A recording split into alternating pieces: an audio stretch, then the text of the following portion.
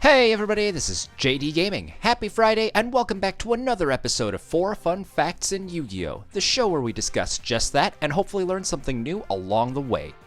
In 2008, Gorz, the Emissary of Darkness, debuted in the TCG as a promotional card in the Dark Legends reprint set. With an ability that lets you summon him, and often a bonus token as well, he proved to be a powerful way to counteract deadly cards like Judgment Dragon, and became a competitive staple that shaped the way the game was played. We would eventually receive Gorz as a promo again in 2010, this time bundled with the third volume of Yu-Gi-Oh! R, which seems kind of backwards, and yeah, that's exactly right in the TCG.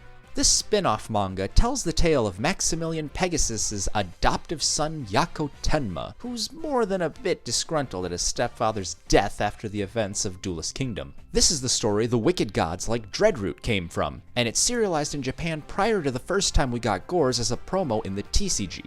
What's especially interesting is that in his original manga reveal, Gorz and his token Kaian were two separate monsters that Yugi summoned with a trap spell card called Stairway to the Underworld. The real Gorz card is actually a very faithful representation of its manga counterpart. While the original card technically didn't require no other back row to resolve, I'm sure players would have largely ignored the Emissary if he and the token were two separate cards that needed to be played in the main deck along with the trap spell. And despite Konami having released monster spells in the form of Pendulum monsters, it seems highly unlikely they would introduce what's basically a new kind of quick play spell into the game.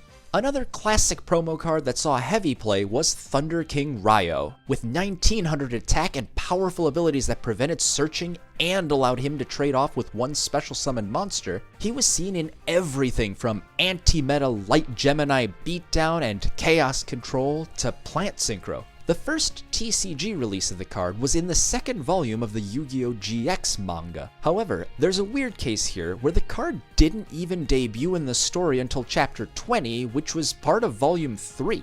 The manga was technically serialized prior to the release of the bundled volumes, which may lead to what looks like this mix-up. However, if you would have purchased the manga and the card back when it originally came out, it would have been very strange to not have the card show up at all in the book you just bought. Also, the OCG name is simply Rai-Oh, which means Thunder King, so the card is literally called Thunder King in the TCG. Yet another pair of GX cards were Light End Dragon and Dark End Dragon. As you may have guessed, these yin-yang dragons were related to Light and Darkness Dragon, the ace card for the Chazz's manga iteration. What's interesting here is despite Lad having been the first GX manga promo, neither of the End Dragons made it. Instead, they were eventually released during the 5Ds era, and because synchro summoning was the main mechanic at the time, they were adapted into synchro monsters instead of the effect monsters as they originally were. Readers may note, however, that these two dragons were always special summoned in the manga, and their effects are basically the same as their real-life cards. Therefore, despite it being contextually confusing and weird for collections to have two GX cards as synchro monsters, it ended up working wonders for at least Dark End Dragon, who was originally a Shonen Jump Championship prize and a powerful Jump magazine reprint for the North American meta.